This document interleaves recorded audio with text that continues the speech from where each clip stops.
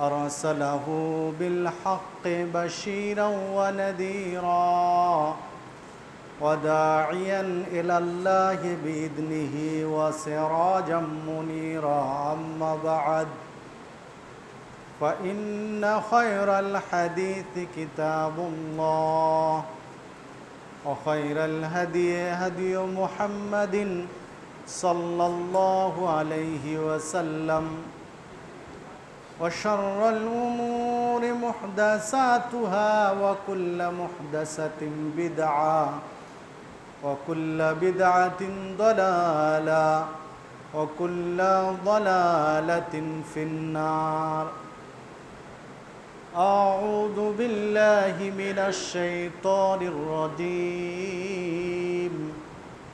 بسم الله الرحمن الرحيم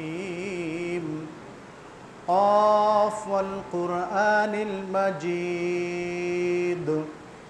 بل عجبوا أن جاءهم منذر منهم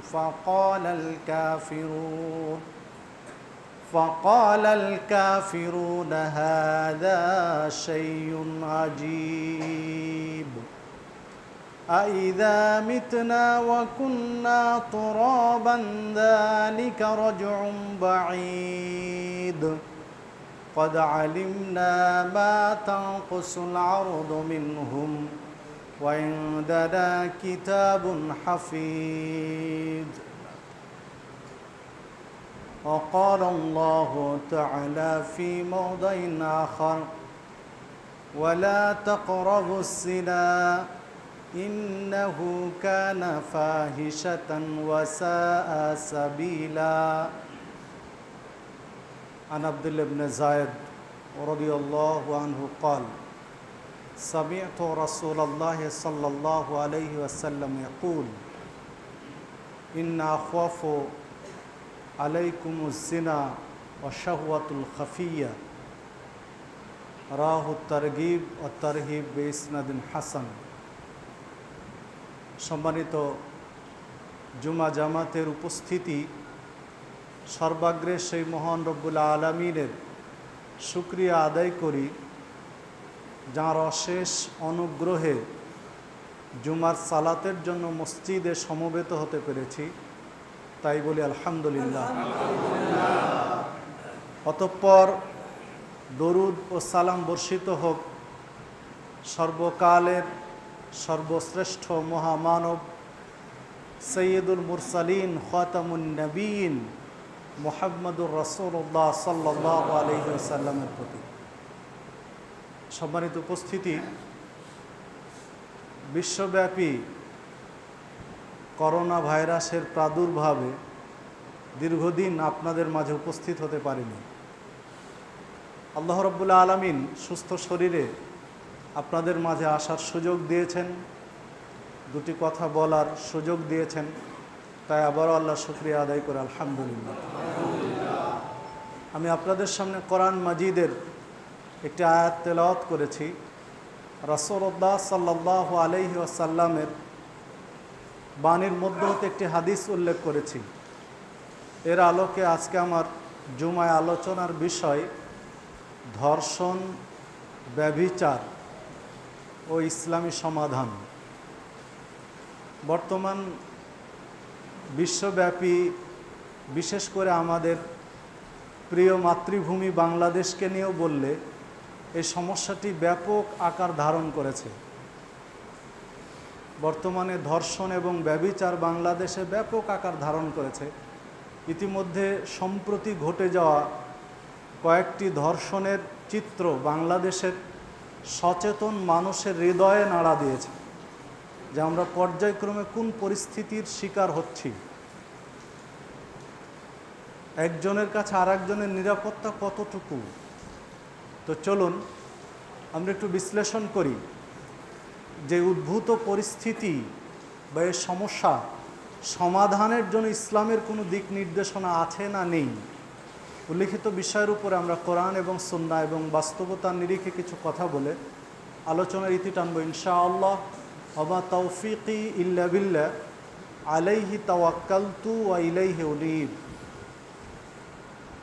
সম্মানিত উপস্থিতি, জেনা, ব্যভিচার, ধর্ষণ এগুলো মারাত্মক অপরাধ, কাবিরা গুনার অন্যতম একটি গুনাহ জেনা, ব্যভিচার, ধর্ষণ। আমরা সংক্ষেপে চিত্রায়িত করতে পারি যে জোরপূর্বক যে ব্যভিচারটা হয় সেটা ধর্ষণ, উভয়ের সম্মতিতে যেটা হয় সেটা হলো ব্যভিচার। বিবাহ ব্যতিরেকে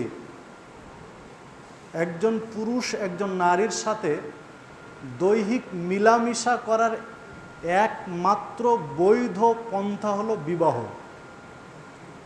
একজন মানুষ তার জৈবিক চাহিদা একজন নারীর কাছে পূরণ করবে, এর জন্য একটি মাত্র বৈধ পথ, সেটি হচ্ছে বিবাহ।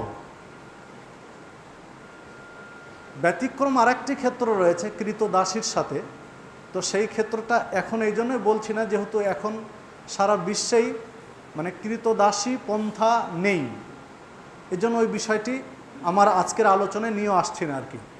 তো বর্তমান পৃথিবীতে এখন বৈধভাবে মিলামিশা করার একটাই সুযোগ, সেটি হচ্ছে বিবাহ। তো বিবাহ ব্যতিরেকে যতই এই চাহিদা পূরণের পথগুলো রয়েছে, জৈবিক চাহিদা, দৈহিক মিলনের যে রাস্তাগুলো রয়েছে, যদি সম্মতিতে হয় তাহলে ব্যভিচার, উভয়ের সম্মতিতে হলে ব্যভিচার।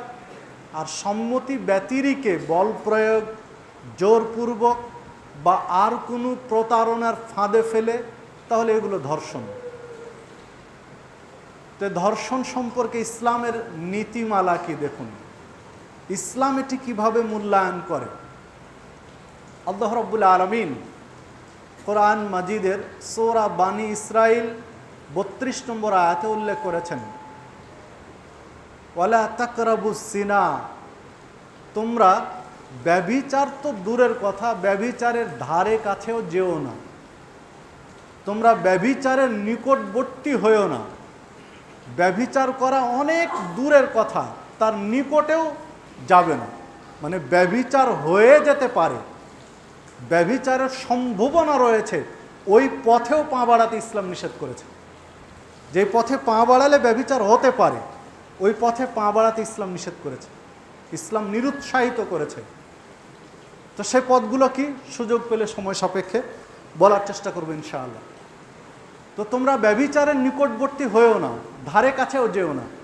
ইন্নাহু কানা ফাহিশা, কেননা এটা অত্যন্ত গর্হিত কাজ, জঘন্য কাজ।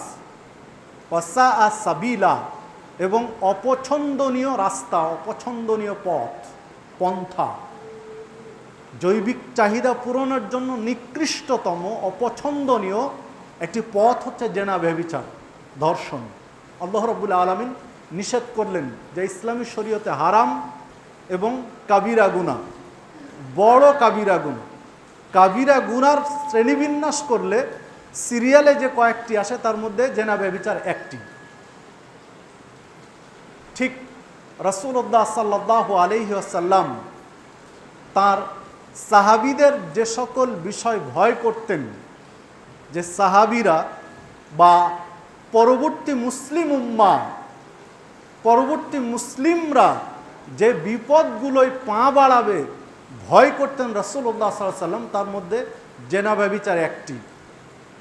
আব্দুল্লাহ ইবনে যায়েদ রাদিয়াল্লাহু আনহু বলছেন, আমি রাসূলুল্লাহ সাল্লাল্লাহু আলাইহি ওয়াসাল্লামকে বলতে শুনেছি, তিনি বলেছেন, ইন্না আখওয়াফু, আমি সবচেয়ে বেশি ভয় করি, তোমাদের যেগুলো বিষয় ভয় করি তার মধ্যে সবচেয়ে বেশি ভয় করি জেনা, ব্যভিচার, অশাহওয়াতুল খফিয়া, এবং গোপন প্রবৃত্তি। প্রবৃত্তি, তোমার মন যা চাইবে তাই করবে। মুসলিম উম্মাহ প্রবৃত্তির অনুসরণ করবে, নিজের খাহেশ, নিজের মন মানসিকতা যা চাইবে তাই করবে এবং ব্যভিচারে জড়িয়ে পড়বে, এটা আমি বেশি ভয় করি। যে হাদিসটি একাধিক গ্রন্থে এসেছে, শেখ নাসিরউদ্দিন আলবানী তার সহিহ তারগিব ও তারহিবের মধ্যে উল্লেখ করেছেন 2390 নম্বর হাদিস, এবং তিনি হাদিসটিকে হাসান বলে উল্লেখ করেছেন, গ্রহণীয় পর্যায়ের বলে উল্লেখ করেছেন। তো দেখুন, রাসূলুল্লাহ সাল্লাল্লাহু আলাইহি ওয়াসাল্লাম ব্যভিচারকে মুসলিম উম্মার জন্য খুব বেশি ভয় করতেন, খুব বেশি ভয় করতেন ব্যভিচারকে, যে মুসলিম উম্মা হয়তো বা ব্যভিচারে লিপ্ত হয়ে পড়বে, এইটা ভয় করতেন। রাসূলুল্লাহ সাল্লাল্লাহু আলাইহি ওয়াসাল্লাম আরও কিছু দিক, ভয়ের দিক উল্লেখ করেছেন। আন ইবনে আব্বাস রাদিয়াল্লাহু আনহু قال قال رسول الله صلى الله عليه وسلم ظهر الزنا والربا في قرية। ইবনে আব্বাস রাদিয়াল্লাহু আনহু বলছেন, রাসূলুল্লাহ সাল্লাল্লাহু আলাইহি ওয়াসাল্লাম বলেছেন, যে গ্রামে বা যে এলাকায়, যে অঞ্চলে জেনা, ব্যভিচার এবং রেবা, সুদ প্রসার লাভ করবে, জেনা ব্যভিচারের বিস্তৃতি এবং সুদের প্রসার ঘটবে যে এলাকায়, যে গ্রামে, যে অঞ্চলে, তাদের সম্পর্কে আল্লাহ রাসূল সাল্লাল্লাহু আলাইহি ওয়াসাল্লাম বলছেন, ফাকাদ আহাল্লু বিআনফুসিহিম আযাবাল্লাহ। ওই এলাকার মানুষ আল্লাহর আযাবকে নিজেদের জন্য বৈধ করে নেবে। রাসূলুল্লাহ সাল্লাল্লাহু আলাইহি ওয়াসাল্লাম বলছেন, যে এলাকায়, যে দেশে, যে গ্রামে, যে অঞ্চলে সুদ এবং ব্যভিচার ছড়িয়ে পড়বে, ব্যাপকতা লাভ করবে, ওই এলাকায় আল্লাহর পক্ষ থেকে গজব নাজিল হওয়া বৈধ হয়ে যাবে। তারা আল্লাহর গজবকে হালাল করে নেবে। যে হাদিসটি মুস্তাদরাক হাকেমের মধ্যে উল্লেখ করা হয়েছে, 2261 নম্বর হাদিস, এবং হাদিসটি সহিহ, একাধিক গ্রন্থে হাদিসটি এসেছে। তাহলে কোনো এলাকায় যদি জেনা ব্যভিচার ছড়িয়ে পড়ে, জেনা ব্যভিচার প্রসার লাভ করে, সুদ ছড়িয়ে পড়ে, ব্যাপকতা লাভ করে, তাহলে ওই এলাকায় আল্লাহর পক্ষ থেকে গজব আসতে আর কোনো বাধা থাকে না। আল্লাহর পক্ষ থেকে গজব আসার জন্য আর কোনো বাধা থাকে না যে এলাকায় এগুলো চলে। দেখুন, কোনো এলাকায় আল্লাহ গজব দিলে আগে দেখেন ওই এলাকায় কোনো ভালো মানুষ আছে কিনা, কি অবস্থা, এগুলো দেখেন, তারপর আল্লাহ গজব দেন। নবী মুহাম্মদ রাসূলুল্লাহ সাল্লাল্লাহু আলাইহি ওয়াসাল্লাম যখন কোনো এলাকায় যুদ্ধের জন্য সেনাবাহিনী পাঠাতেন, সাহাবীদের কোনো টিম পাঠাতেন, তখন তাদেরকে যে নসিহতগুলো করতেন তার মধ্যে গুরুত্বপূর্ণ একটা নসিহত করতেন। সাধারণত তিনি রাত্রে বা খুব ভোরে, ফজরের আগে পাঠাতেন আক্রমণের জন্য, যুদ্ধের জন্য। তো তাদেরকে নসিহত করতেন যে আগে খেয়াল করবে, দেখবে ফজরের সময় যে ওই এলাকায় আজান হচ্ছে কিনা। যদি আজান হয় তাহলে আক্রমণ করবে না, ফিরে আসবে, বা তাদের সাথে আলোচনায় বসবে, তাদের সন্ধির প্রস্তাব দিবে, তাদের সাথে চুক্তিবদ্ধ হওয়ার চেষ্টা করবে, আক্রমণ করতে নিষেধ করতেন। তো যখন আর যদি আজান না হয় তাহলে স্টেপ বাই স্টেপ, স্তর বাই স্তর যে পদ্ধতিগুলো আছে সেগুলো তোমরা বাস্তবায়ন করবে। তো দেখুন, তাহলে আল্লাহর পক্ষ থেকে আযাব আসার জন্য কিছু নীতিমালাও রয়েছে, যেখানে সেখানে আল্লাহ আযাব দিয়ে দেন না। কিন্তু যে এলাকায় সুদের বিস্তৃতি ঘটে, ব্যাপকতা ছড়িয়ে পড়ে এবং ব্যভিচার ছড়িয়ে পড়ে ব্যাপক হারে, ওই এলাকায় আল্লাহর গজব আস্তার কোনো বাধা থাকে না। আল্লাহর পক্ষ থেকে গজব নাজিল হওয়া বৈধ হয়ে যায় ওই এলাকার জন্য। যা রাসূল সাল্লাল্লাহু আলাইহি ওয়াসাল্লাম বহু পূর্বে মুসলিম উম্মাকে সতর্ক করে গিয়েছেন, বহু পূর্বেই মুসলিম উম্মাকে সাবধান বাণী উচ্চারণ করেছেন। একটু ফাঁকা জায়গাগুলো পূরণ করে বসবেন, এই সাইডে ফাঁকা আছে, সামনে ফাঁকা পূরণ করে বসেন, যারা পিছনে আসছে বসার সুযোগ দিবেন। তো যে কথা বলছিলাম, একবারে বসে যাবেন ফাঁকা জায়গা পূরণ করে। তো যে কথা বলছিলাম, যে সুদ এবং ব্যভিচার ব্যাপকতা লাভ করলে আল্লাহর পক্ষ থেকে গজব আসতে আর কোনো বাধা থাকে না। ওই এলাকার জন্য, ওই অঞ্চলের জন্য আর কোনো বাধা থাকে না। এই জন্য আল্লাহ রাসূল সাল্লাল্লাহু আলাইহি ওয়াসাল্লাম এটা খুব বেশি ভয় করতেন। তো সমাধান বা উত্তরণের উপায় বলার আগে আমরা আমাদের দেশের একটু চিত্র তুলে ধরি, যে বর্তমানে আমরা কোন পরিস্থিতিতে অবস্থান করছি। গোটা বিশ্বব্যাপী যদি ব্যভিচারের চিত্র তুলে ধরা যায় তো একজন মানুষ আঁতকে উঠবেন, সচেতন অভিভাবক, সচেতন মুসলিম আঁতকে উঠবেন গোটা বিশ্বের অবস্থা কী। এমনকি আমাদের এই প্রিয় মাতৃভূমি বাংলাদেশও এই ধর্ষণ ব্যভিচারের ভয়ালো থাবা থেকে মুক্ত হয়নি, মুক্তি পায়নি। যেমন গত 5 বছরের জরিপ যারা চালিয়েছেন, পরিসংখ্যান করেছেন, বিগত 5 বছরে প্রায় 18,000-এর অধিক ধর্ষণের মামলা হয়েছে রাষ্ট্রীয় নীতিমালায়। 18,000-এর অধিক ধর্ষণের মামলা হয়েছে গত 5 বছরে। তো যেগুলো মামলা হয়েছে, মামলার আওতায় আসেনি প্রত্যন্ত অঞ্চল, গ্রাম্য অঞ্চল, বা গ্রাম্য সালিশ হয়ে শেষ হয়ে গেছে, বা প্রভাবশালী ব্যক্তিদের ছত্রছায়ায় হজম করে নিয়েছে, এগুলো কিন্তু আর বাহিরে। মামলার আওতাভুক্ত হয়েছে 18,000-এর অধিক গত 5 বছরে। আনুপাতিক হারে প্রত্যেক বছরে কিন্তু এটা বাড়ছে। 2018 সালে প্রায় 3,500-এর অধিক ধর্ষণের মামলা ছিল, 3,500-এর অধিক নথিপত্রভুক্ত ছিল ধর্ষণের। আর 2019-এ এসে ওটা প্রায় 1,000 বেড়েছে, 4,500 প্লাস হয়েছে 2019-এ এসে। 2020-এর চিত্র আরও ভয়াবহ। আইন কিন্তু শক্ত শক্ত আইন আছে প্রতিরোধ করার জন্য, রাষ্ট্রীয়ভাবে বেশ কিছু আইন আছে, নারী নির্যাতন আইন বা রেপ কেস যেটা ধর্ষণের মামলা, শিশু নির্যাতন আইন বা নানান ধরনের আইন কিন্তু আছে, কিন্তু আনুপাতিক হারে বাড়ছে প্রত্যেক বছরে।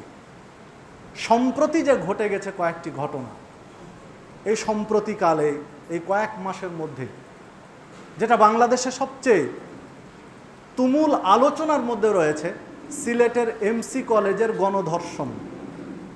স্বামী স্ত্রী বেড়াতে গিয়ে স্বামীকে আটকে রেখে জিম্মি করে তার স্ত্রীকে 6 জন ছাত্র, এমসি কলেজের ছাত্র গণধর্ষণ করল, যেটা বাংলাদেশের শীর্ষস্থানে একটা খবরে রূপ নিয়েছে বা এখনও চলমান।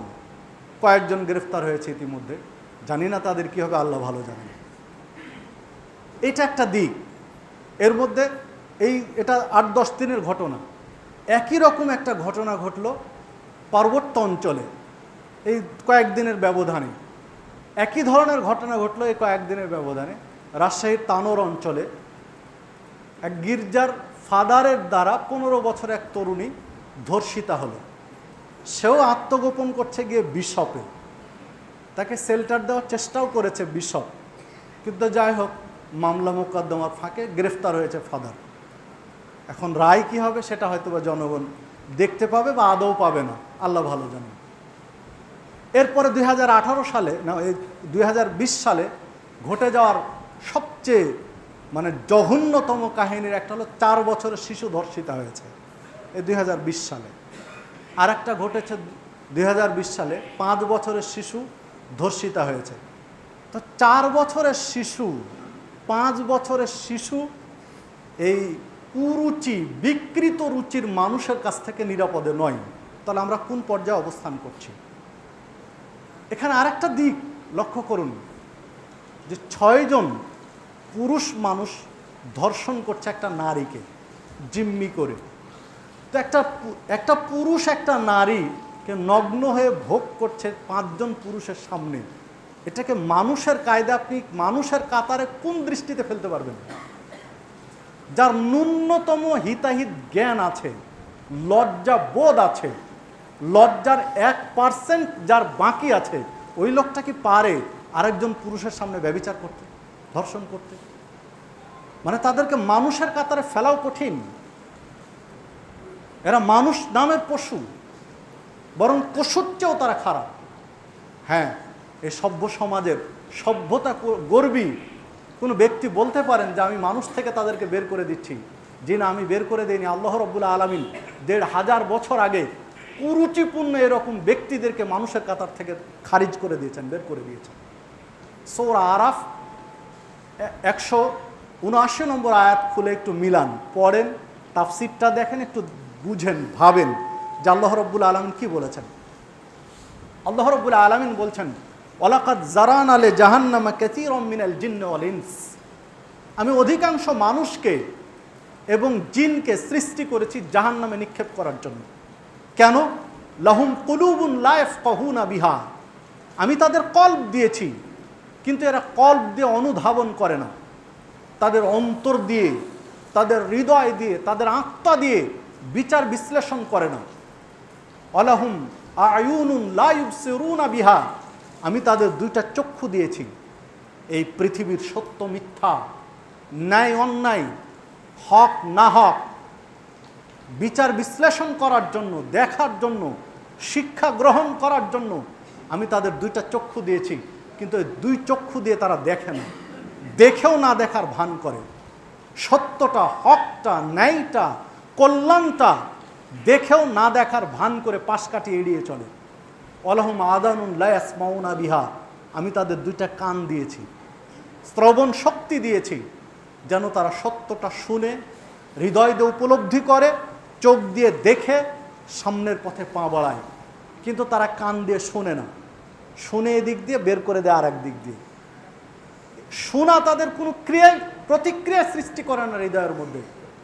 উলাইকা কাল আনআম, আল্লাহ রাব্বুল আলামিন বলছেন এরা চতুষ্পদ জন্তুর নাই, চার পা বিশিষ্ট জন্তুর নাই। চার পা বিশিষ্ট জন্তু গরু ছাগলের মতো, কুকুর শুকুরের মতো, বানর শ্রীগালের মতো এরা। এরপর আল্লাহ রাব্বুল আলামিন বলছেন বালহুম আযাল, না, এই প্রকৃতির কুরুচিপূর্ণ ব্যক্তিরা, মানুষগুলো এই প্রাণীর চেয়েও খারাপ। গরু ছাগল কুকুর শুকুরের চেয়েও এরা খারাপ, কারণ তাদেরও মধ্যে একটা কোয়ালিটি রয়েছে, শ্রেণীবিন্যাস রয়েছে। এরা কোনো শ্রেণীবিন্যাসের মধ্যে পড়ে না। বাস্তবতা তাই, বাস্তব তাই। 2020 সালে যে ব্যভিচারগুলো ঘটেছে তার মধ্যে 41 জন ব্যভিচারের কারণে নিহত হয়েছে 41 জন, আর 9 জন আত্মহত্যা করেছে নিজেদের ব্যভিচার প্রকাশ পাওয়ার পরে।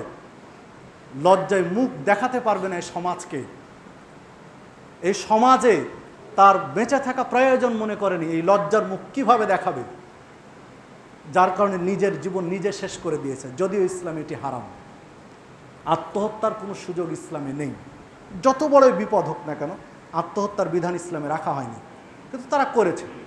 তো যাই হোক, যে কথা বলছিলাম, যে দেখুন, আপনি একটু বিবেক দিয়ে ভাবুন তো, একটু হৃদয় দিয়ে বিশ্লেষণ করুন তো, যে আল্লাহ রাব্বুল আলামিন কুকুর শুকুরের চেয়ে কেন খারাপ বললেন এদেরকে?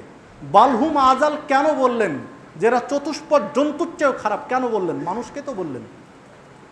বলার পিছনে একটা যৌক্তিক কারণও রয়েছে, অনেক ব্যাখ্যার সময়ের জন্য মূল কথাটা বলতে চাই। যে যৌক্তিক কারণও দেখুন, আপনি গরু ছাগল, তারাও তাদের জৈবিক চাহিদা পূরণ করে, তাদের যৌন চাহিদা পূরণ করে।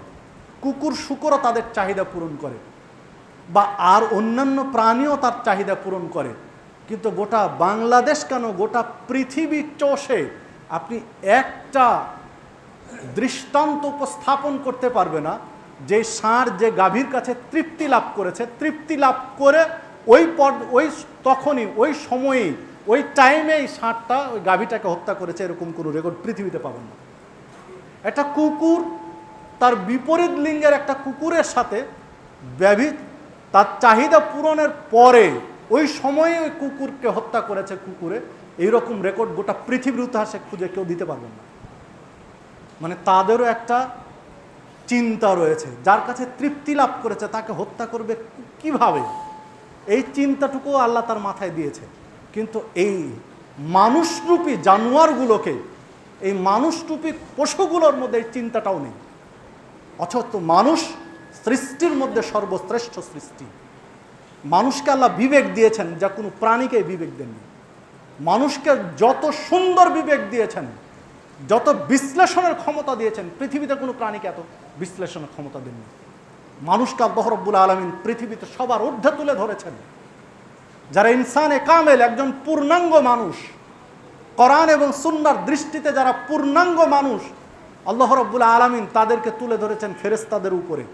কেন? আল্লাহ রাব্বুল আলামিন আদম আলাইহিস সালামকে ফেরেশতাদের সিজদা করিয়ে প্রমাণ করে দিয়েছেন যে পৃথিবীতে শ্রেষ্ঠ, ফেরেশতাদের চেয়ে ঊর্ধ্বে রয়েছে মানুষ। এটা তো আল্লাহ প্রমাণ করে দিয়েছেন। অথচ এই মানুষরূপী হায়ানাগুলোর এই বোধটুকুও নেই। যার কাছে তৃপ্তি লাভ করছে, যে মেয়েটাকে ধর্ষণ করছে বা জোরপূর্বক তৃপ্তি লাভ করছে, ওই মেয়েটাকে আবার হত্যা করছে, তৃপ্তি লাভ করে তাকে হত্যা করছে। এদেরকে কি দিয়ে বিশ্লেষণ করবেন?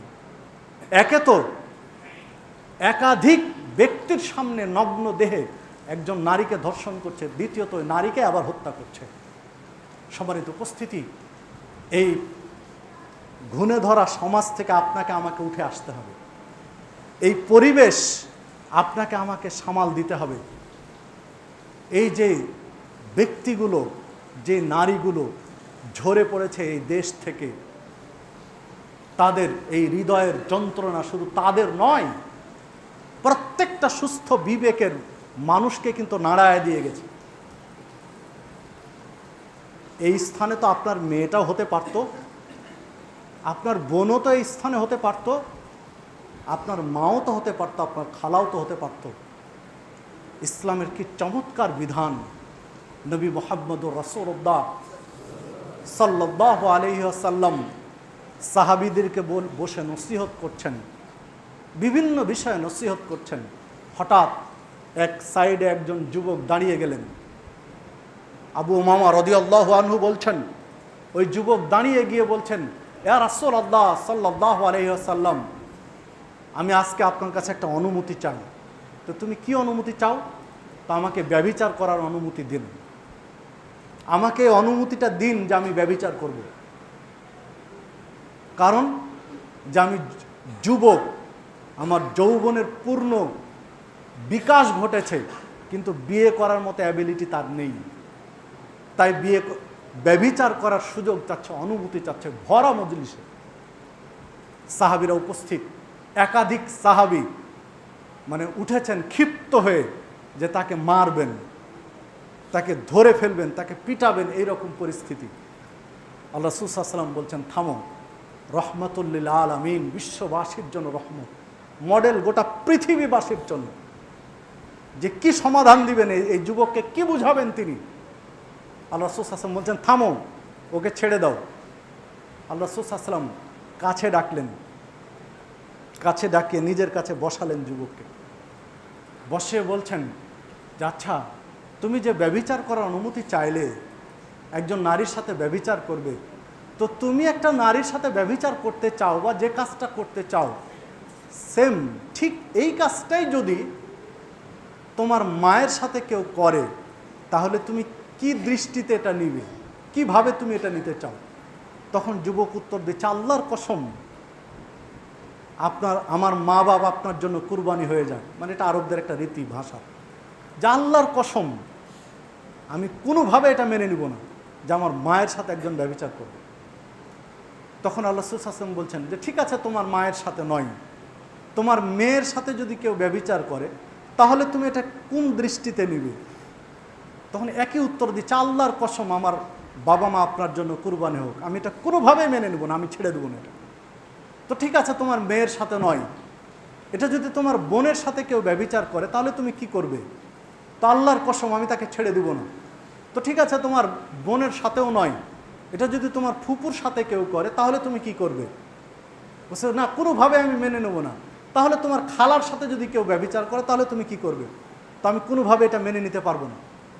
তখন আল্লাহ রাসূল সাল্লাল্লাহু আলাইহি ওয়াসাল্লাম ওই যুবককে বলছেন যে যুবক, তুমি যে ব্যভিচার করবে, সেটা তো কারো মা, না হলে কারো বোন, না হলে কারো স্ত্রী, না হলে কারো খালা, না হলে কারো মেয়ে, না হলে কারো ফুপু।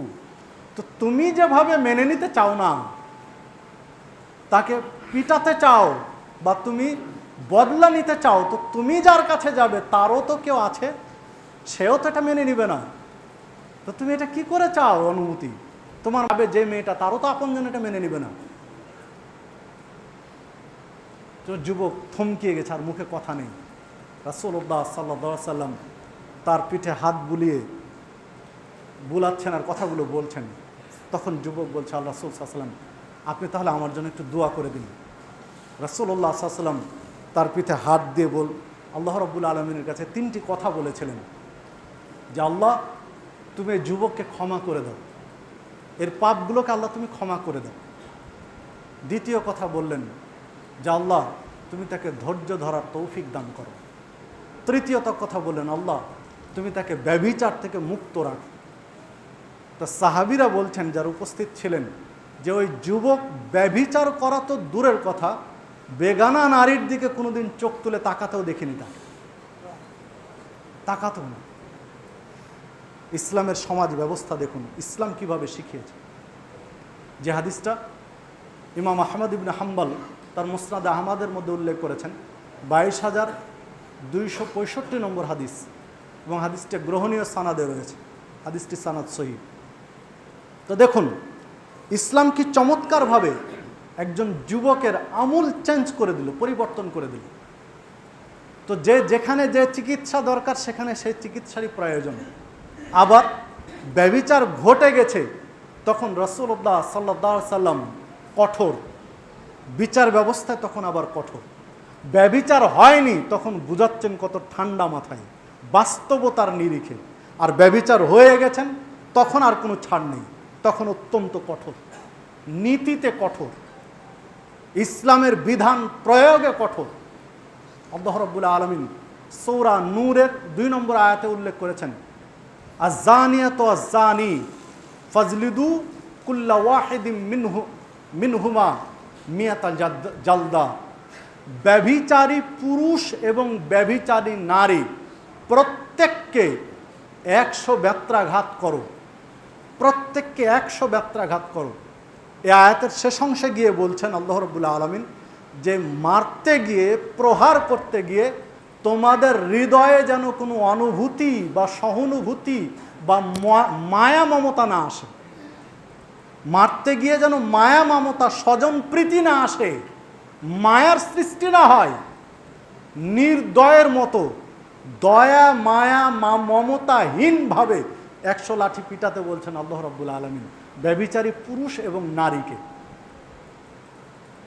আর এই আয়াতের ব্যাখ্যা বা তাফসির বলতে পারি, হাদিসে রাসূলুল্লাহ সাল্লাল্লাহু আলাইহি সাল্লাম পরিষ্কার করেছেন, 4509 নম্বর হাদিস সহিহ মুসলিমের। ইবনে মাজার মধ্যে পাওয়া যাবে 2550 নম্বর হাদিস, ইবনে মাজার হাদিস সহিহ মুসলিমের বিধায় হাদিস সহিহ। রাসূলুল্লাহ সাল্লাল্লাহু আলাইহি ওয়াসাল্লাম বলছেন, খুযু আন্নি, তোমরা আসো আমার কাছ থেকে একটা বিধান জেনে নাও। আবার বলছেন, আসো আমার কাছ থেকে আল্লাহর একটা বিধান জেনে নাও। এরপরে আল্লাহ রাসূল সাল্লাল্লাহু আলাইহি ওয়াসাল্লাম বলছেন, আল বিক্র বিল বিক্রি, যদি অবিবাহিত নারী এবং পুরুষ ব্যভিচার করে তো জিলদ মিয়া, 100 লাঠি প্রহার করো, 100 বেত মারো তাদেরকে। অত্যাগ্রীব, এরপরে তাকে তাড়িয়ে দাও এলাকা থেকে, সানাতিন, 1 বছরের জন্য। অবিবাহিত নারী এবং পুরুষ যদি ব্যভিচারে লিপ্ত হয় তাহলে তাকে 100 লাঠি মারার পরে এলাকা ছাড়া করাতে হবে 1 বছরের জন্য।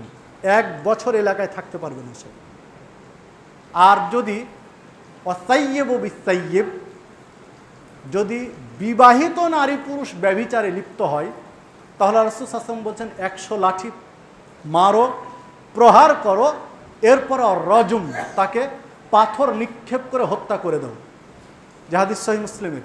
অবশ্য পরবর্তীতে অন্য হাদিসে এসেছে রাসূলুল্লাহ সাল্লাল্লাহু আলাইহি ওয়াসাল্লাম বিবাহিত নারী পুরুষের ক্ষেত্রে 100 লাঠি মারার কথা বাদ দিলেন, যে সরাসরি রজম করো, মানে তাকে হত্যা করো, আর কি পাথর নিক্ষেপ করে হত্যা করো, মেরে ফেলে দাও।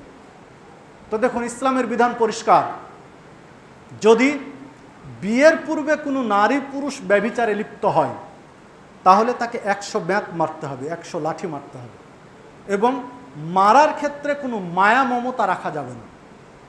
এতে যদি তার মৃত্যু হয় হয়ে যাবে, যদি মরে যায় যাবে, আর যদি বেঁচে থাকে থাকবে। যদি বেঁচে থাকে তাহলে 1 বছরের জন্য এলাকায় থাকতে পারবে না, তাকে এলাকা ছাড়া করাতে হবে 1 বছরের জন্য, 100 লাঠি মারার পরে।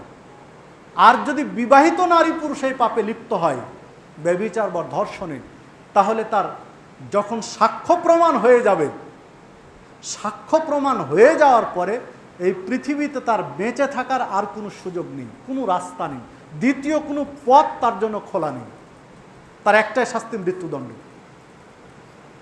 দেখুন রাসূলুল্লাহ সাল্লাল্লাহু আলাইহি ওয়াসাল্লামের কাছে মাইজ ইবনে মালিক রাদিয়াল্লাহু আনহু এসেছেন, এসে বলছেন, আল্লাহ রাসূল সাল্লাল্লাহু আলাইহি ওয়াসাল্লাম আমাকে পবিত্র করুন।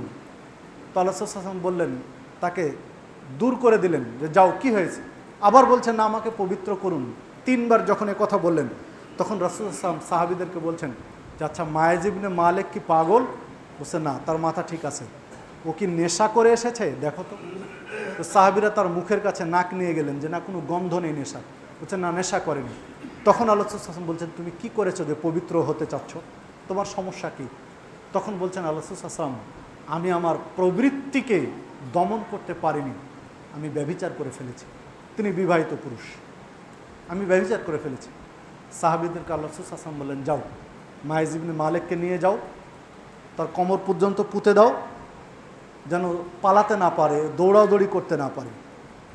বাধা থাকলো তাহলে। এরপরে চারিদিক থেকে পাথর ইট নিক্ষেপ করে হত্যা করে। সাহাবীরা চতুর্দিক থেকে তাকে কোমর পর্যন্ত পুঁতে দিয়ে মায়েজ ইবনে মালিককে চতুর্দিক থেকে পাথর নিক্ষেপ করে হত্যা করলেন, মেরে ফেলে দিলেন। রাসূলুল্লাহ সাল্লাল্লাহু আলাইহি ওয়াসাল্লাম যখন তার মৃত্যু হয়ে গেল, তখন সাহাবীদেরকে বললেন, ঠিক আছে, তার জানাজার ব্যবস্থা করো। জানাজা পড়ে এবার দাফন করলেন। সাহাবীরা কিছুটা অবাক থাকলেন যে আল্লাহ রাসূল সাল্লাল্লাহু আলাইহি ওয়াসাল্লাম জানাজা পড়ালেন, আবার তাকে এই পাপের জন্য হত্যা করতে বললেন, তাকে সঠিকভাবে দাফনও করালেন, ঘটনা কি? তো পরবর্তী একদিন আল্লাহ রাসূল সাল্লাল্লাহু আলাইহি ওয়াসাল্লাম তাদেরকে বর্ণনা দিচ্ছেন, দেখো মায়েজ ইবনে মালিক অপরাধ করেছে এবং সে নিজেই স্যালেন্ডার করেছে, ও নিজে এসে স্বীকার করেছে যে আমি অপরাধ করেছি। ফলশ্রুতিতে যেটা ইসলামের বিধান কার্যকর করা হয়েছে।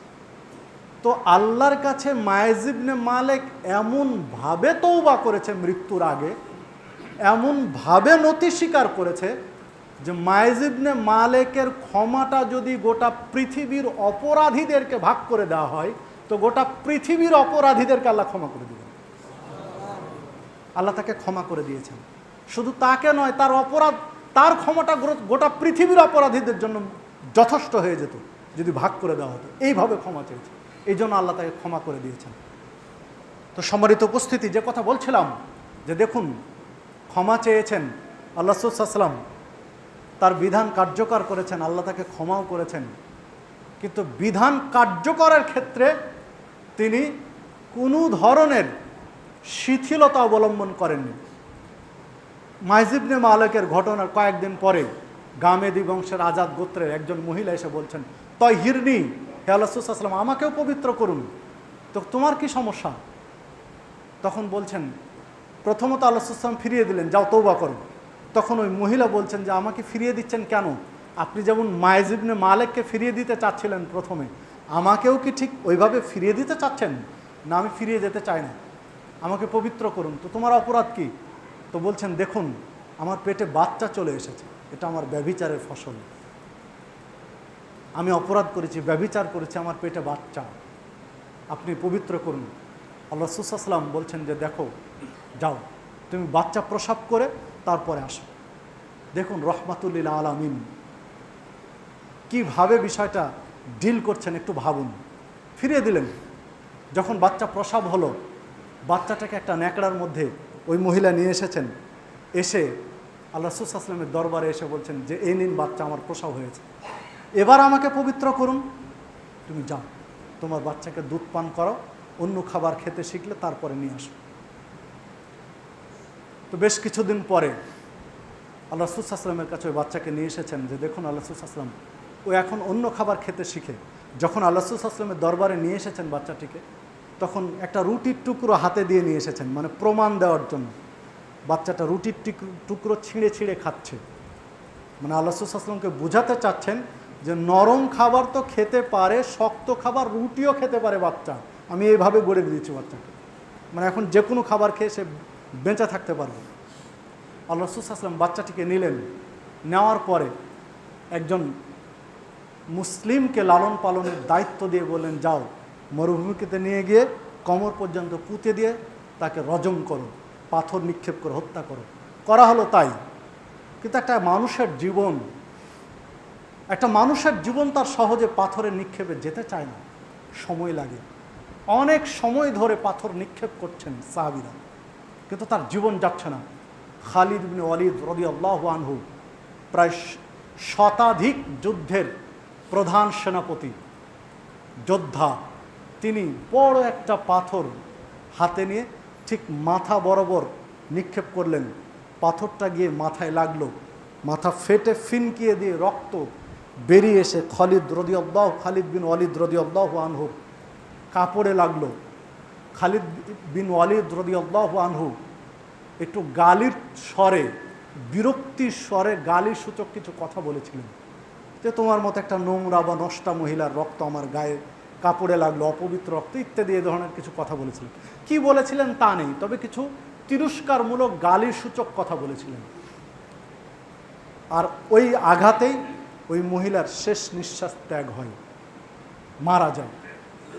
আর রাসূল সাল্লাল্লাহু আলাইহি ওয়াসাল্লামের কাছে গিয়ে যখন ঘটনার বর্ণনা করা হলো, তখন রাসূলুল্লাহ সাল্লাল্লাহু আলাইহি ওয়াসাল্লাম খালিদ বিন ওয়ালিদ রাদিয়াল্লাহু আনহুকে ডেকে বলছেন, তুমি তাকে তিরস্কার করেছিলে, তুমি তাকে গালি দিয়েছিলে, তুমি জানো ও কিভাবে তওবা করেছে, ও তওবাটা কতটা ইখলাসের সাথে ছিল। অপরাধ করেছে, তার যৌবনের চাহিদা হয়তো বা সামলাতে পারেনি, অপরাধ করে বসেছে, কিন্তু যখন বুঝেছে তখন কিভাবে তওবা করেছে। পৃথিবীর সবচেয়ে বড় জালেমও যদি ওইভাবে তওবা করে, আল্লাহ তাকেও ক্ষমা করে দিবেন। এইভাবে তওবা করেছেন যাকে আল্লাহ ক্ষমা করেছেন। যে দুটি ঘটনা সহিহ বুখারী এবং মুসলিমের মধ্যে এসেছে, সহিহ মুসলিমে বিস্তারিত এসেছে, আরও বিস্তারিত এসেছে মুসনাদে আহমদের মধ্যে। ব্যভিচারের শাস্তি বা জেনার শাস্তি, মৃত্যুদণ্ডে, এই শিরোনামে আলোচনাগুলো পাবেন। তো যে কথা বলছিলাম, দেখুন নবী মুহাম্মদ সাল্লাল্লাহু আলাইহি সাল্লাম কীভাবে সমাজ গড়েছিলেন। প্রথমত ব্যভিচার হয়নি তাদেরকে এক ধরনের নসিহত করেছেন, ব্যভিচার হয়ে গেছে তাদেরকে আর ছাড় দেননি, তাদের শাস্তি কার্যকর করেছেন। এমনভাবে মানুষগুলোকে দিন শিখিয়েছিলেন, ইসলাম শিখিয়েছিলেন, যে নিশ্চিত মায়েজ ইবনে মালিক রাদিয়াল্লাহু আনহু নিশ্চিত জানেন যে তার শাস্তি হলো মৃত্যুদণ্ড, অথচ অকপটে স্বীকার করছেন যে আমি ব্যভিচার করছি, আমাকে পবিত্র করুন। কি সমাজ ব্যবস্থা কায়েম করেছিলেন তিনি, যে গামেদি বংশের মহিলা জানেন যে আমার ফায়সালা হবে মৃত্যুদণ্ড, আমার বেঁচে থাকার কোনো অধিকার নেই, কারণ আমি বিবাহিত মহিলা। আল্লাহ রাসূল সাল্লাল্লাহু আলাইহি ওয়াসাল্লাম ফিরিয়ে দিতে চেয়েছেন, আবার বলছেন না আমাকে পবিত্র করুন। রাসূলুল্লাহ সাল্লাল্লাহু আলাইহি ওয়াসাল্লাম বলছেন বাচ্চা প্রসবের পরে আসো, বাচ্চা প্রসব করে ওই দিনই এসেছেন, দুধ পান করাও, আবারও এসেছেন, মানে বারবার মৃত্যুকে বরণ করার জন্য ছুটে এসেছেন। একটাই কারণ, যে আজকে যদি এই পৃথিবীর মাটিতে আমার শেষ নিঃশ্বাস ত্যাগ হয়, শাস্তি কার্যকর হয়, এর বিনিময়ে আল্লাহ আমাকে ক্ষমা করতে পারেন, পরকালে আমি নাজাত পাবো। এই পরকালীন স্বার্থে, পরকালীন চেতনায়, পরকালীন মুক্তির ওসিলায়, মুক্তির জন্যই এই ইহজীবনের সব স্বাচ্ছন্দ্য সুখ সব কিছু ত্যাগ করেছেন। তার বাস্তবতা এখানে। তাহলে আপনার আমার পরকালমুখী শিক্ষা ব্যবস্থা প্রয়োজন। আজকের যারা সমাজ ব্যবস্থায় পরিচালনা করছেন, সমাজের যারা গুরু দায়িত্ব পালন করছেন, রাষ্ট্রের গুরু দায়িত্ব পালন করছেন, তাদের এই বিষয়গুলো মাথায় রাখা উচিত। তাদের ভাবা উচিত যে এই সমস্যাগুলো চিহ্নিত করে সমস্যা সমাধানের বাস্তব প্রয়োগ দরকার। বর্তমান আমাদের দেশে যদি বলি, তাহলে এই জেনা ব্যভিচার ছড়িয়ে পড়ার মৌলিক একটা কারণ হলো ধর্মীয় শিক্ষার অভাব। ধর্মীয় সঠিক শিক্ষার অভাব একটা মূল কারণ। আনুপাতিক হারে যারা গবেষণা করেন, যারা গবেষণা চালিয়ে যাচ্ছেন বা পরিসংখ্যান তৈরি করছেন, দেশে বছরে 4000 বা 5000 বা 3000 বা যে ধর্ষণগুলো হচ্ছে, আপনি বাড়ি বাড়ি গিয়ে জরিপ করে দেখুন কয়টা মাদ্রাসা শিক্ষিত আর কয়টা জেনারেল শিক্ষিত। একটু আপনি জরিপ করেন যে মাদ্রাসা শিক্ষিত কয়জন আছে আর জেনারেল শিক্ষিত কয়জন আছে এর মধ্যে। ইনশাআল্লাহ ধর্মীয় শিক্ষিতদের এই ব্যভিচারের সাথে সম্পৃক্ততা খুবই কম পাবেন না, এ কথা বলবো না, কারণ মানুষ ত্রুটি হতে পারে, অস্বাভাবিক নয়, কিন্তু তুলনামূলকভাবে কম পাবেন। এর কারণ হলো যারা ধর্মীয় শিক্ষায় শিক্ষিত, তারা পরকাল সম্পর্কে কিছু হলেও জানে, কিছু জ্ঞান আছে, আল্লাহকে তুলনামূলকভাবে বেশি ভয় করে। এই জন্য এই সমস্যাটা আমাদের দেশে বেশি। ধর্মীয় শিক্ষার গুরুত্ব অবশ্যই দেওয়া উচিত, অবশ্যই ধর্মীয় শিক্ষা প্রয়োজন। নবী মুহাম্মদ সাল্লাল্লাহু আলাইহি সাল্লাম জাহেলি যুগের মানুষগুলোকে, যারা দিন ধর্ম বুঝতো না, তারা ব্যভিচার খুন খারাপিতে সবসময় লিপ্ত থাকতো, তাদেরকে দিনই শিক্ষায় এমনভাবে গড়ে তুললেন যে অপরাধ করে নিজেরা এসে স্বীকার করতো যে আমাকে মৃত্যুদণ্ড দিন, নিজেরাই স্বীকার করতো আমাকে ফাঁসি দিন, আমাকে হত্যা করুন, আমি পরকালে বাঁচতে চাই, ইহকালের সুখ শান্তি চাই না। আর আজকে আমরা ইহকাল নিয়ে সকলে ব্যস্ত, পরকালের কোনো চেতনা আপনার আমার মাঝে নেই। যদি দায়িত্বশীলদের অবস্থা দেখি দেশের মাটিতে, তাহলে তো চোখ মুখ কোথায় রাখবেন আপনি, আটকে উঠতে হয়। এই করোনাকালীন সময়ে গোটা পৃথিবী যখন জড়সড় হয়ে গেছে, গোটা পৃথিবী তটস্থ ভীত সন্ত্রস্ত, যখন সামান্য রিলিফের চাল বা রিলিফের খাদ্য, সরকারের কিছু খাদ্য তৃণমূল পর্যায়ে গরিব দুঃখী ফকির মিসকিন অসহায়দের মুখে তুলে দেওয়ার জন্য বরাদ্দ হয়েছে, সংশ্লিষ্ট দায়িত্বশীলরা সেটাও লুটে পুটে খেয়েছেন অনেকেই। এই চিত্র তো আপনার আমার দেখা চিত্র, এটা তো আপনার আমার চোখের সামনের কাহিনী। যারা লুটে খেয়েছেন, যারা আত্মসাৎ করেছেন, তারা কিন্তু গরিব ফকির মিসকিন নয়। যদি একজন ভিক্ষুক, একজন মিসকিন, একজন ফকির, একজন অসহায় এক বস্তা চাল চুরি করে খেতেন, তাহলে আফসোসটা লাগতো না। একটা সান্ত্বনার জায়গা ছিল যে তার ক্ষুধা রয়েছে, ক্ষুধা নিবারণের জন্য করেছেন। কিন্তু যারা মেরে খেয়েছেন, যারা আত্মসাৎ করেছেন, সরকারের চাল যারা চুরি করে খেয়েছেন, তারা কিন্তু গরিব দুঃখী নয়, তারা শিল্পপতি, তারা কোটিপতি, তারা লাখপতি নয়, তারা কোটিপতি, শিল্পপতি।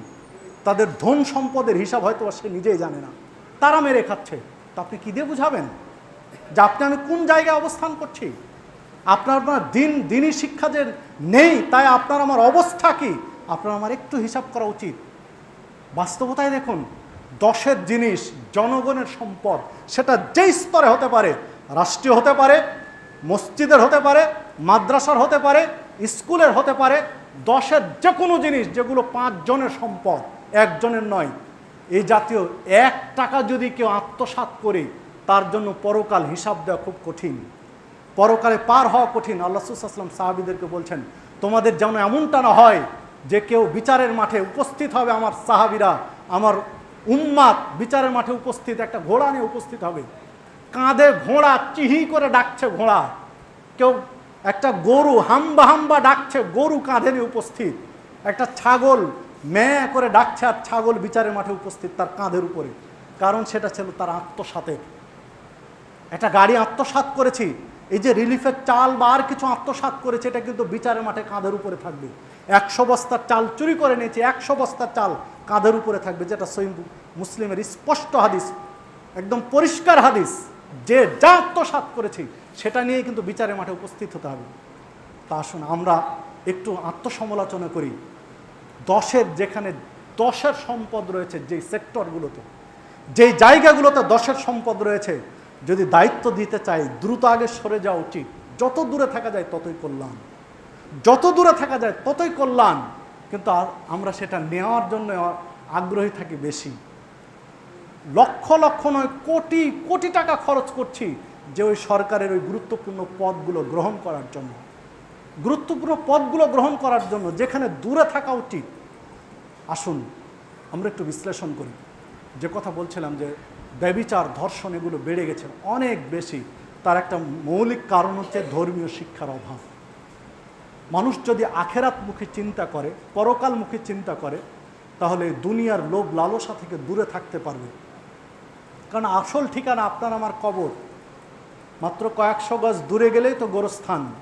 একটু গোরস্থানে গেলেই আপনি দেখতে পাবেন যে 20 বছর আগে, 40 বছর আগে যে বাবা আপনাকে কোলে পিঠে মানুষ করেছিলেন, তিনি এখন কবরে শায়িত রয়েছেন। সে কবরটার অবস্থা দেখুন। আপনার বাড়িটা কত চকচকে, সপ্তাহে একবার করে মুছে দিচ্ছেন, দিনে একবার করে মুছে দিচ্ছেন, বছর গেলে রং করছেন। আর কবরটায় দেখুন, কবরটা ভুঁসড়িয়ে পড়ে আছে, ঘাস, যেখান দিয়ে এই শীত মানে বর্ষাকালে আপনি হাঁটতেও আপনার ঘৃণা লাগছে যে কাদার মধ্যে হাঁটবো কী করে। যে বাবা আপনার এই সুন্দর বাড়িটা তৈরি করে দিয়েছিলেন, তিনি কিন্তু কাদার মধ্যে শুয়ে আছেন। ঠিক আপনারও পরিণত কিন্তু তাই। কত বছর? আর 50 বছর, আর 50টা বছর পরে অপেক্ষা করুন, আপনার ছেলেও কিন্তু আপনাকে ঠিক ওই কাদার মধ্যেই দেখতে পাবে, ওই ঘাসের ভিতরে কাদার মধ্যেই কিন্তু আপনি পড়ে থাকবেন। এটাই তো আপনার আমার জীবন চক্র। তাহলে পরকালের চিন্তা মাথায় রেখে আপনাকে আমাকে আগাতে হবে। পরকালমুখী যারা, আখেরাতমুখী যারা চিন্তা করে, তাদের দ্বারা পাপ সংগঠিত খুব কম হয়, খুব কম হয়। যদি হয়েও যায়, তারা তৎক্ষণাৎ ক্ষমা চায় আল্লাহর কাছে, ভুল স্বীকার করে, স্যালেন্ডার করে। এই ধর্ষণগুলোর জন্য, ব্যভিচারগুলোর জন্য আরেকটি কারণ, নারীদের অসংলগ্ন পোশাক বা নারীদের যৌন উদ্দীপনামূলক পোশাক তুলনামূলকভাবে পুরুষের পোশাক যত সুন্দর, বাংলাদেশের প্রেক্ষাপটে পুরুষের পোশাক যত রুচিশীল বা মার্জিত, নারীদের পোশাক তত মার্জিত নয়, তত রুচিশীলও নয়। তুলনামূলকভাবে নগ্ন পোশাক নারীদের, পুরুষের চেয়ে নারীদের পোশাক পাতলা বেশি। আপনি বাজারগুলো খেয়াল করে দেখুন, প্রত্যেকটা দিকে শরীর খোলামেলা রাখার ক্ষেত্রে, আকর্ষণীয় করে তোলার ক্ষেত্রে পুরুষের চেয়ে নারীদের পোশাক বেশি এগিয়ে আছে। অথচ তাদের পোশাকই হবে বেশি ঢেকে ঢাকা পোশাক, তাদের পোশাক হবে বেশি ঢিলে ঢালা, তাদেরটা বেশি টাইট ফিটিং। আধুনিক যে বোরকাগুলো উঠেছে সেগুলো হেজাবের কাতারে পড়ে না। এই বোরকাগুলো যে ডিজাইনেবল, যে ফ্যাশনের, এগুলো হিজাবের কাতারে পড়ে না। বোরকায় যদি তার সৌন্দর্য আরও বেশি প্রকাশ হয় তাহলে এটা হেজাবের মধ্যে পড়ে না। নিজের সৌন্দর্যকে আড়াল করার জন্যই বোরকা, তো বোরকায় যদি তার সৌন্দর্য আরও বাড়িয়ে দেয় তাহলে এটা হেজাব নয়। তো এটা একটা সমস্যা। এই অশালীন পোশাক ব্যভিচার বা ধর্ষণের দিকে মানুষকে প্ররোচিত করছে, প্রলুব্ধ করছে। এটা থেকেও ফিরে আসতে হবে। আর একটা গুরুত্বপূর্ণ সমস্যা বাংলাদেশের জন্য, সেটা হলো এই ধর্ষণ বা ব্যভিচারের সুষ্ঠু এবং সঠিক বিচার না হওয়া। এই বিচারের দীর্ঘসূত্রিতা, ব্যভিচার হয়েছে, বিচার কার্যক্রম চালাতে চালাতে 3 বছর, 4 বছর, 5 বছর, 10 বছর লেগে যাচ্ছে। এটা একটা সমস্যা। এগুলো হচ্ছে সামাজিক সমস্যা, যেখানে সমাজের শান্তি শৃঙ্খলা জড়িত। এই বিচার ব্যবস্থায় এত লেনদেনের সুযোগ নেই। যে কোনো প্রক্রিয়ায়, যে কোনোভাবে এটা খুব দ্রুত সমাধান করা দরকার। তাহলে যত দ্রুত এটা সমাধান করা যাবে তত দ্রুত এটা নির্মূল করা যাবে। এবং এই বিচারগুলো কিছুটা প্রকাশ্যে আনা দরকার।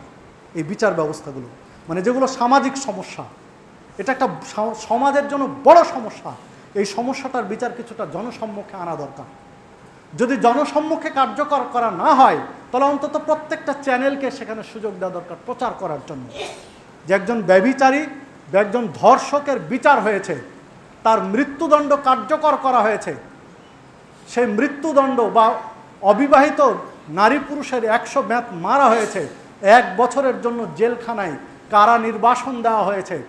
এইটা প্রকাশ্যে জনসম্মুখে আনা দরকার। দেশের আপামর জনতা যেন দেখে, এইখান থেকে আর 5 জন শিক্ষা গ্রহণ করবে। কিন্তু বিচার হতে হতে 5 বছর 10 বছর লেগে গেল, মানুষ ভুলেই গেল যে এমসি কলেজে কি হয়েছিল, জানেই না। এইটা যেন না হয়, এই বিষয়গুলো একটু ভাবা দরকার। আর অপরাধ যেই করুক না কেন, যদি ছেলেও, নিজের আপন ছেলেও, যিনি জাস, তার ছেলেও যদি অপরাধ করে, তবুও বিচারে সামান্যতম স্বজন প্রীতির যেন অবকাশ না থাকে। রাসূলুল্লাহ সাল্লাল্লাহু আলাইহি ওয়াসাল্লাম সম্ভ্রান্ত একটা নারীর চুরির হাত কাটার ফায়সালা দিচ্ছেন। সম্ভ্রান্ত পরিবারে একটা নারী চুরি করেছেন, আল্লাহ রাসূল সাল্লাল্লাহু আলাইহি ওয়াসাল্লাম ফায়সালা দিলেন যে হাত কেটে দিতে হবে, হাত কেটে দাও। তো ওই ফ্যামিলির গুরুত্বপূর্ণ ব্যক্তিরা ভাবলেন, এত সম্ভ্রান্ত, এত বড় পরিবারে একটা মহিলার হাত কেটে দেওয়া হবে, খারাপ দেখায়। তো এমন কেউ আছে যে রাসূল সাল্লাল্লাহু আলাইহি ওয়াসাল্লামকে গিয়ে একটু সুপারিশ করবে। তো জায়েদ রাদিয়াল্লাহু আনহুকে বললেন যে আপনি যদি একটু সুপারিশ করতেন। তো আল্লাহ রাসূল সাল্লাল্লাহু আলাইহি ওয়াসাল্লামকে জায়েদ গিয়ে বলছেন যে আল্লাহ রাসূল সাল্লাল্লাহু আলাইহি ওয়াসাল্লাম, ও তো অনেক বড় ঘরের মেয়ে, অনেক সম্ভ্রান্ত পরিবারের, তো বিচারটা একটু হালকা করা যায় কিনা, হাত না কেটে অর্থদণ্ড, মোটা অঙ্কের কোনো অর্থ, দিনার দিরহাম শাস্তি দেওয়া হলো। তো আল্লাহ রাসূল সাল্লাল্লাহু আলাইহি ওয়াসাল্লাম জায়েদকে বলছেন, জায়েদ, ইসলামের বিচার ব্যবস্থার ক্ষেত্রে তোমাকে যেন সুপারিশকারী হিসাবে কোনোদিন না দেখি। জায়েদ, তুমি আজকে বিচার হালকা করার জন্য সুপারিশ করতে আসছো আমার কাছে? আজকে আমি মুহাম্মদ সাল্লাল্লাহু আলাইহি ওয়াসাল্লামের মেয়ে ফাতেমা রাদিয়াল্লাহু আনহাও যদি এই চুরির অপরাধে অপরাধী হতো, আমি আমার নিজ কন্যা ফাতেমার হাত কেটে দিতে আমি কুণ্ঠাবোধ করতাম না, আমি নিজে তার হাত কেটে দিতাম। আর আজকে তুমি সম্ভ্রান্ত ঘরের মহিলা বলে সুপারিশ করতে এসেছো? হাদিস সহিহ মুসলিমের। তো বিচার ব্যবস্থা এই রকম হওয়া দরকার। অপরাধী, সে কোন দলের, না কোন ঘরের, না কার ছেলে, এটা নয়। যিনি অপরাধ করেছেন তিনি অপরাধী, তার অপরাধের শাস্তি হওয়া উচিত। যদি সুষ্ঠু বিচার ব্যবস্থা থাকে, অপরাধী যেই হোক না কেন তার সুষ্ঠু শাস্তি হয়ে থাকে, তাহলে এই সমস্যাগুলো দূর হবে। আর যদি এখানে ৯-৬ হয়ে যায় অপরাধের ক্ষেত্রে, কারো বিচার হবে কারো হবে না, তাহলে যারা বিচারের আওতামুক্ত থাকবে তারা আরও অপরাধ করতেই থাকবে। জানে যে আমি যাই করি আমার মৃত্যুদণ্ড হবে না। তা আসুন আমরা এগুলো সামাজিকভাবে তুলে ধরি, সচেতন হই, যে স্তরে রয়েছি সেই স্তরে আমরা হক কথাটা পৌঁছে দেওয়ার চেষ্টা করি। যারা দেশের শাসন যন্ত্র পরিচালনা করছেন তাদের কাছে বিনীত আবেদন জানাবো, তাদেরকে অনুরোধ জানাবো যে আল্লাহ আপনাদেরকে নির্বাচন করেছেন দেশ পরিচালনার জন্য। আপনাদের ছোট্ট একটা ভুলের জন্য একটা জাতি ধ্বংস হয়ে যেতে পারে। আপনাদের ছোট্ট একটা ভুলের জন্য গোটা জাতি, গোটা দেশ আযাবের শিকার হতে পারে। আজকে করোনার প্রভাব থেকে মুক্তি হওয়ার জন্য চেষ্টা করছি। করোনা তো আর এমনি আসেনি, গোটা বিশ্বব্যাপী যে করোনা আক্রান্ত এটা তো আর এমনি হয়নি। তুলনামূলকভাবে দেখুন, যারা যত বেশি ইসলামের সাথে গাদ্দারি করেছে তাদের অবস্থা তত খারাপ। পার্শ্ববর্তী যদি ইন্ডিয়া দেখি, তাদের করুণ অবস্থা এমনিতেই নয়। মাত্র ৩৫ বছর, কয়েক বছর আগে বাবরি মসজিদ যারা ধ্বংস করেছে, এই ইতিহাস তারা ভুলে গেছে, খুঁজে পাচ্ছে না। অথচ কয়েক শত বছর আগে ওখানে মন্দির ছিল, সেই ইতিহাস তারা ঠিকই জানে। এদেরকে কী দিয়ে বুঝাবেন? শত শত বছর আগের ইতিহাস তারা, মন্দিরের ঘটনা জানে, অথচ মাত্র ৩৫ বছর আগে যারা ভেঙেছে তাদের ইতিহাস তাদের জানা নেই। এই হলো বিচার অবস্থা তারা। এরপরে দেখুন, তুলনামূলকভাবে যে রাষ্ট্রগুলোতে সমকামিতা চালু রয়েছে সেই রাষ্ট্রগুলোতে এই সমস্যাটা আরও বেশি। করোনার প্রাদুর্ভাব তাদের আরও বেশি। আমরাও নানান অপরাধে জুড়ে রয়েছি, আমরাও ভোগ করছি। গোটা পৃথিবীব্যাপী মুসলিমরা নির্যাতিত। গোটা পৃথিবীব্যাপী মুসলিমদের উপরে, আলেম ওলামাদের উপরে, দিনদার পরহেজগারদের উপরে যারা বিভিন্ন পর্যায়ে রয়েছে তারা নানানভাবে নির্যাতন করছেন। তার ফল তো এগুলোই। আল্লাহ রাব্বুল আলামিন বলছেন, জহরাল ফাসাদু ফিল বাররি ওয়াল বাহরি বিমা কাসাবাত আইদিন নাস লিইউযীকাহুম বা'দাল্লাযী আমিলু লাআল্লাহুম ইয়ারজিউন। জলে এবং স্থলে যত সমস্যা সৃষ্টি হয় এটা তোমাদের কৃতকর্মের জন্যই, এটা তোমাদের কারণেই হয়। আল্লাহ রাব্বুল আলামিন কিঞ্চিত স্বাদ তোমাদের আস্বাদন করাতে চান। আল্লাহ রাব্বুল আলামিন এই ছোট ছোট বিপদ দিয়ে, মুসিবত দিয়ে আল্লাহ আপনাকে আমাকে একটু পরীক্ষা করতে চান। আল্লাহ রাব্বুল আলামিন সর্বশক্তিমান, তার তো ছোট্ট একটা নমুনা তিনি দিয়েছেন করোনা ভাইরাস। বড় কিছু তো দেননি। যেমন নূহ আলাইহিস সালামকে অনেক বড় প্লাবন দিয়ে শেষ করে দিয়েছিলেন, প্রকাশ্য প্লাবন দিয়েছিলেন, কাউকে জমিন উল্টিয়ে দিয়ে শেষ করে দিয়েছিলেন। এ ধরনের। তা আসুন আমরা আল্লাহ রাব্বুল আলামিনের বিধানের কাছে আত্মসমর্পণ করি। শান্তি এবং পরকালীন মুক্তির নিশ্চয়তা, ইহকালীন শান্তির নিশ্চয়তা রয়েছে ইসলামে, কোরআন এবং সুন্নাহর কাছে। আমরা সেখানে আত্মসমর্পণ করি। আল্লাহ রাব্বুল আলামিন আমাদের সকলকে সেই তৌফিক দান করুন। বর্তমান বাংলাদেশে যে জেনা ব্যভিচার ছড়িয়ে পড়ছে, আল্লাহ রাব্বুল আলামিনের কাছে প্রার্থনা চাই, প্রার্থনা জানা, আল্লাহ তুমি আমাদের এই বিপদ থেকে মুক্ত করো, আমাদেরকে একটা নিরাপদ আবাসস্থল দাও, আমাদের দেশটাকে বসবাসের উপযোগী করে দাও। যারা এই অপরাধের সাথে যুক্ত, আল্লাহ তুমি তাদেরকে হেদায়েত করো। যদি হেদায়েতের যোগ্য না হয়, যেটা শাস্তি দেওয়ার তুমি দাও, কিন্তু আমাদেরকে বাঁচাও, আমাদেরকে হেফাজত করো। আল্লাহ রাব্বুল আলামিনের কাছে প্রার্থনা জানা, আল্লাহ দীর্ঘদিন যাবত, বড় সময় ধরে এই করোনা ভাইরাসের প্রকোপে আমরা ভীতু সন্ত্রস্ত এবং স্বাভাবিক জীবন যাপন থেকে দূরে রয়েছি। আল্লাহ তুমি আমাদের থেকে বিপদটা তুলে নাও। আল্লাহ আমরা অপরাধী, আমরা স্বীকার করি যে আমরা অপরাধ করেছি, আমরা জেনে অজানায় অনেক অপরাধ করেছি। আল্লাহ আমরা অপরাধী। মুহাম্মদ সাল্লাল্লাহু আলাইহি ওয়াসাল্লাম বলেছেন, কেউ অপরাধ স্বীকার করে ক্ষমা চাইলে আল্লাহ তুমি তাকে ক্ষমা করো, এটা তোমার নবী বলেছেন। সেই দৃষ্টিতে আমরা আমাদের অপরাধ স্বীকার করে নিচ্ছি। আল্লাহ তুমি আমাদেরকে ক্ষমা করো, আমাদেরকে মুক্তি দাও। আল্লাহ তুমি আমাদেরকে এই করোনার প্রভাব থেকে আমাদেরকে মুক্তি দাও, মুসলিম বিশ্বকে মুক্তি দাও, মুসলিমদেরকে আল্লাহ তুমি মুক্ত করো এটা থেকে। পরিশেষে আল্লাহ রাব্বুল আলামিনের কাছে ক্ষমা প্রার্থনা করি, আল্লাহ আমাদেরকে ঈমানের হালতে মৃত্যুবরণ করার সুযোগ দিও, তৌফিক দিও। যে সকল মুসলিম করোনায় আক্রান্ত হয়ে মৃত্যুবরণ করেছেন, আল্লাহ তুমি তাদেরকে শহীদি মর্যাদা দিও। যে সকল মুসলিম করোনায় আক্রান্ত হয়ে চিকিৎসাধীন রয়েছেন, আল্লাহ তুমি তাদেরকে সুস্থ জীবন যাপন করার সুযোগ দিও। আল্লাহ রব্বুল আলমিনের কাছে প্রার্থনা জানাই, যে সকল মুসলিম করোনায় আক্রান্ত হননি, আল্লাহ তুমি তাদেরকে করোনায় আক্রান্ত আর করিও না। আল্লাহ রব্বুল আলমিনের কাছে প্রার্থনা যে আল্লাহ তুমি আমাদেরকে কোরআন এবং সুন্নাহর আলোকে দিনের উপরে টিকে থাকার তৌফিক দান করো। আমিন। আকুলু কওলি হাযা ওয়াস্তাগফিরুল্লাহ।